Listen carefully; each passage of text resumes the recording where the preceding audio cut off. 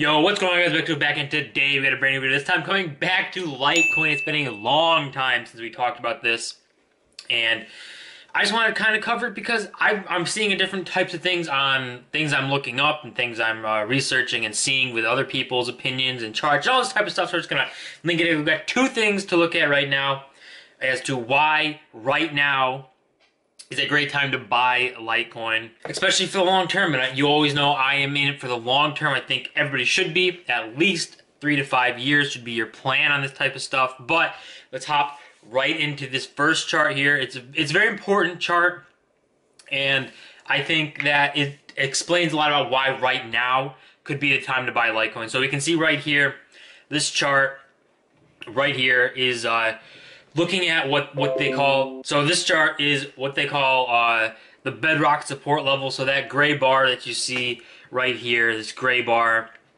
is the bedrock support, meaning that Litecoin hasn't gone through that support level. Litecoin hasn't gone through that, hasn't fallen through that support level, why it's called the bedrock support level. So you can see there's been 1, 2, 3, 4, and this will be the 5th time challenging it and seeing that it's probably going to bounce off of this support level just like it has on all these other ones. And the bounce is usually a pretty high one, a pretty good bounce. So we could probably see it bounce back up at least to this level here, you know, going halfway back up. If not, we could see it bounce all the way back up to the top levels here and then see where it trades from there. But the fact that we're at this bedrock support and the fact that, here, I'm going to check the price right now so we can know exactly what it's at. 74.60. So it's been literally around this for the past few days, past week, and seeing that it's in this support level, this bedrock, where it's starting to kind of trade closer. Like if you look at the chart, the zigs, the ups and downs are getting very close to each other. And when it starts doing that, it's probably going to come back up and see a big bullish move in this type of stuff. So that's for this chart. I mean, the bedrock support, knowing that we're at this level and where we are in relationship where the price has always been around this level and what happens around this level when in the recent times that it's done it is it's, I mean, good to know. Now, not saying it can't go past this and drop further. I don't think it's going to, and the next thing we look at is going to look at why it's probably the bearish market type stuff might be over. But seeing that the price has been here for a while, it could drop. I don't think it's going to, but it could.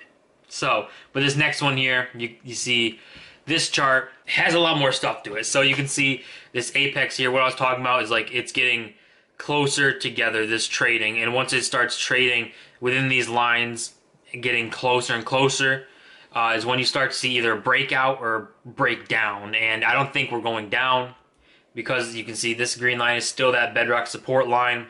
You can see right here it did go down significantly under this support line, but quickly came back up. So we could see it go under a little bit, but usually, and we've only seen that once and on this chart, and it came right back. So the support level seems pretty stable, and in these lines you see the trading getting tighter and tighter, like I was saying, and we're looking towards that breakout. And the things that help it is you can see this obviously oversold, says right here, this line saying it's oversold, you know, whatever. But this is more important, a lot more important, the volume. So we've seen, you know, this is at this point right here is the top point of this line. That's where we saw the start of the decline here in price and stuff like that, and the sell-off. And since then, we're at a low point in volume, low volume, signaling that the bearish market and the bears are, you know, kind of not really selling off so much anymore. They've oversold. They have not really dumping Litecoin anymore, which indicates that we might see, you know, the bulls pull in and start buying up Litecoin and see the price skyrocket up in price. And I mean, the chances of that are pretty high with all this type of stuff coming together.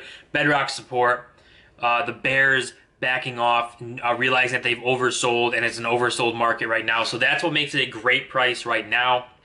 And I mean, it's tough to see right now. The price, it might take a little bit to see like the bulls come in, because we've seen Bitcoin go up in price. Bitcoin's challenging like that 11K again, so we've seen that happen.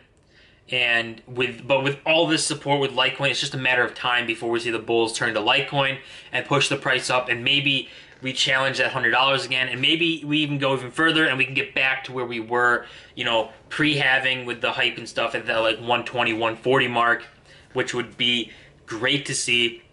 And it appears that it's going to be that way. It's going to go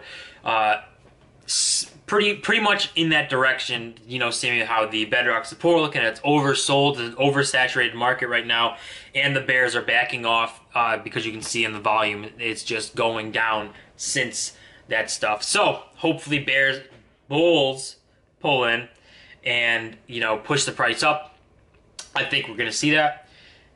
And that's about it. You know, that's the little thing I wanted to cover. I'm just seeing a lot of Litecoin stuff, a lot of people liking Litecoin, hating Litecoin. You know, there's been just a lot of news type stuff on Litecoin, especially since the halving happened, and, you know, there's been a lot of things that didn't go right in terms of the price. You know, a lot of people wanted the price to skyrocket, and it didn't. So, but with the halving, it did go better than expected, if you'd believe that, even though the price doesn't reflect, you know, that the halving happened and stuff.